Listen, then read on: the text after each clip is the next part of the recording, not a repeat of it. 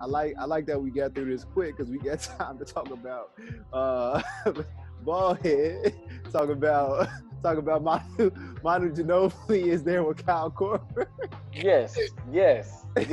So Manu, Kyle Korver, yes. They 6 men. If you're talking about 6 men, yes. Now Manu had a better team, so that's why we're shining light on Manu, right? I looked at some of Manu's number. He has like 15,000 career points. Okay, well, he has 15,000 career points because he's been in the league for so goddamn long. Like Kyle Korver, Mike Miller and Kyle weren't as long as Manu. You know what I'm saying? But look, his average, he probably averaged what, about 10 to 14 points, Manu, right? And then if you look at Mike Miller and you look at Kyle, they probably averaging 10 and 14 too. So why are you telling me Manu gets the 6-man? Like, is a better 6-man? I just pulled Kyle Korver, and he's just short of 12,000 points for his career. So Manu still put up 3,000 more. man, I saw. And if you look at Kyle was counting faster because he was counting by threes only. Man, well, I saw how these many? damn games, Well, man. how many seasons Manu been in there Manu for Kyle Korver been in? Ginobili was a way more all-around player than Kyle Korver. Kyle Korver was a sharpshooter, just a sharpshooter. That's what he did. He was Well, shooting. and not just a sharpshooter, a catch and shoot sharpshooter.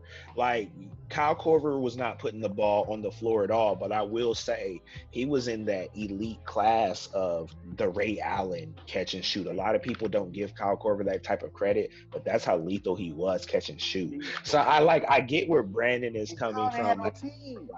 I know, but I guess you're saying kind of like from a quintessential 6-man standpoint, like come out and get a bucket. But like, how do you take away from like the long-term contribution and the winning pedigree that Ginobili put forth on the court season after season? Look, you put Manu off the Spurs, put him on the Pacers, right? Could he have done what he did? No. Yes, Manu Ginobili. He did. Coach. Tim Duncan, Tony Parker, Bruce Bowen. He had team. Listen. I've seen Manu Ginobili at 36, 37, or maybe he was 38. Block James Harden to win a series. Like he does things like that. He's done things like that. That is true. Those intangibles in the playoffs, like I'm a ball. Those type of buckets. Kyle Korver was one-dimensional, a great three-point shooter. Kyle Korver is a three-point shooter. He's not even play, not stay. He is a three-point shooter. That's what you want as a 6-man. That's what I need as a 6-man. I need. You don't want what Manu does? No. I need a shooter. I need a shooter. Ooh, and Bran, just to kind of counteract one of your points earlier, Kyle Korver played just as long as Manu Ginobili. What? Yeah, I was looking at basketballreference.com, and we have Kyle Korver, his first season being 03-04, last season being 19-20. Ginobili, his seasons were from 02-03 to 17-18. So they played about the same bracket of time, give or take one season. Give me a look. He's still on the tier. I'm telling you. Look, I didn't say Kyle is better than Manu. I said he belongs on that level, that tier, right? So I never said he's better. Don't give me that. But as far as 6-man, Lou Will, Crawford, Herro, or Tyler Herro. Yeah.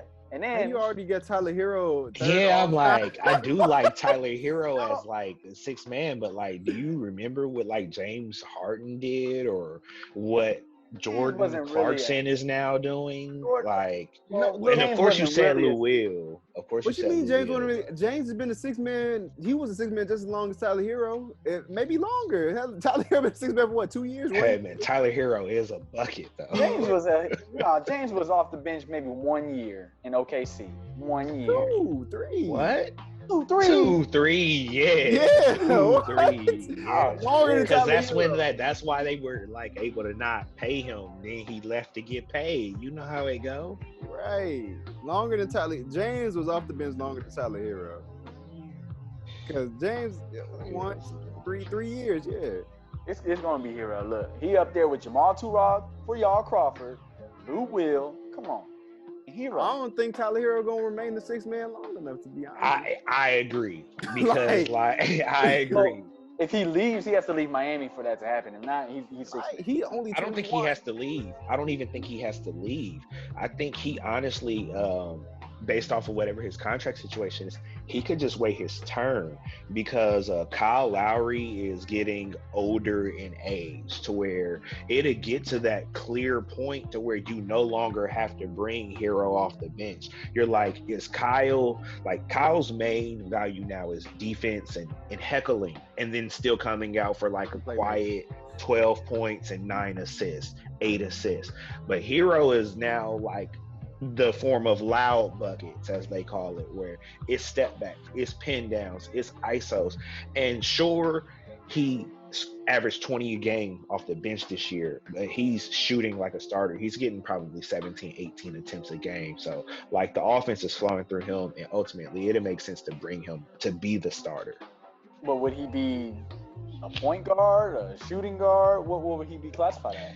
Do you have to be either in today's NBA? Not really. What CJ? Yeah. I think he's more of a shooting guard than a point guard. Like, so I'm saying you don't have to be either. You just at that point match him with somebody that partners well with him and rock from there. Instead of been playing point guard this whole season. He was a shooting guard his whole career. I just want to throw that in there.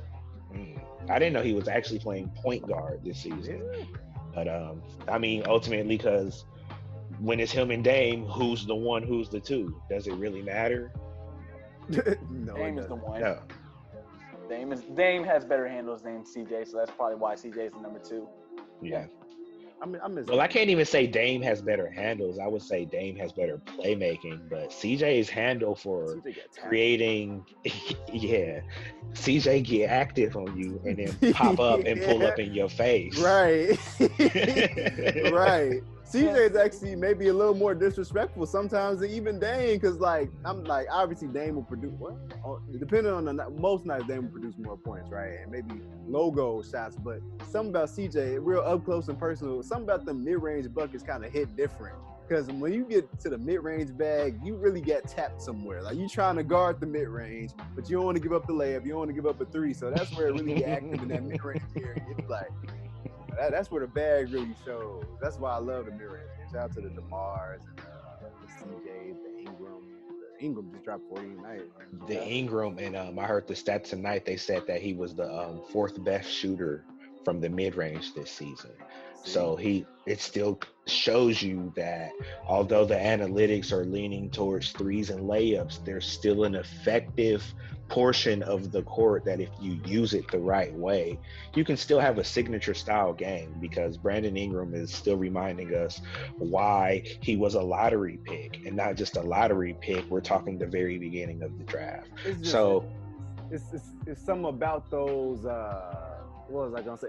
It's something about when you look at those Warriors type guys that you want to kind of steal what they were doing. So everybody got mesmerized for a couple of years, like, oh my God, Stephen Clay shooting all these threes. We got to make our team like this. It's something about when you saw, everybody when they first saw Steph and Clay doing their thing, it's like, oh my God, we got to shoot more threes.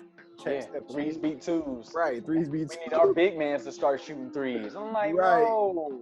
Right, but finally, after a couple of years, they're starting to realize, you know what? Their mid-range buckets ain't going nowhere, and they are kind of important in the playoffs. Like, those are pretty important buckets. So, Bran, more hot takes. We got more time. What you want to know? You said you have some hot takes.